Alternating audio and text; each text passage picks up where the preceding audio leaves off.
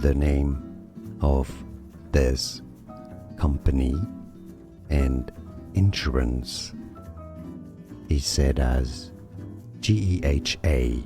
Yes, you spell out all letters. Some pronounce it GEHA or GEHA. No, GEHA.